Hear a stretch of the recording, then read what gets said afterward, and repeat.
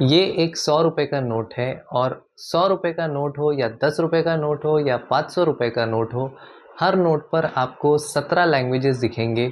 Note के front side पर अगर आप देखोगे तो आपको हिंदी और इंग्लिश ये 2 लैंग्वेज दिखेंगे और नोट के बैक साइड पर अगर देखोगे तो आपको 15 लैंग्वेजेस दिखेंगे।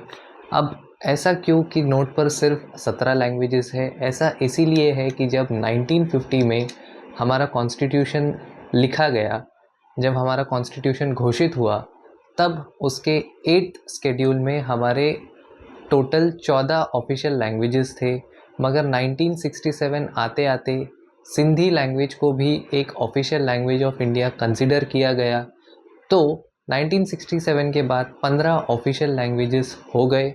मगर आज की डेट में हमारे देश में ऑफिशियल लैंग्वेजेस टोटल 22 है, जिसमें से सिर्फ 15 लैंग्वेजेस को ही आरबीआई ने चुना है इस नोट पर रिप्रेजेंट करने के लिए। क्योंकि अगर और ज़्यादा लैंग्वेजेस यहाँ पर लिख देंगे तो ये जो फ़ॉन्ट का साइज़ है इसको बहुत छोटा करना पड़ेगा और ये चीज़ दिखाई नहीं देगी। इसीलिए आरबीआई ने सिर्फ ये 15 मेजरली बोली जाने वाली भाषाएं इसमें इंक्लूड की है। वो भाषाएं कौन कौन सी है तो आप इस नोट के बैक साइड पर देखोगे तो पहला लैंग्वेज है आसामीज़, बंगाली, गुजराती, कन्नड़ा, कश्मीरी, कोंकणी, मलयालम, मराठी, नेपाली, ओडिया, पंजाबी, संस्कृत, तमिल, तेलुगु और उर्दू। इसमें एक अच्छा फैसिनेटिंग बात यह है कि इसमें नेपाली भी इंक्लूड किया गया है।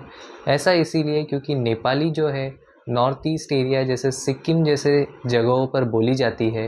ये नेपाल को रिप्रेजेंट करने के लिए नहीं, बल्कि नेपाली इंडिया में बोली जाती है, इसीलिए इसको नोट पर इंक्लूड किया गया है। और संस्कृत को भी इंक्लूड किया गया है क्योंकि संस्कृत इंडिया की सबसे पुरानी सिविलाइजेशनल लैंग्वेज है, इसीलिए संस्कृत का मेंशन भी हमें यहाँ पर दिखाई देता है।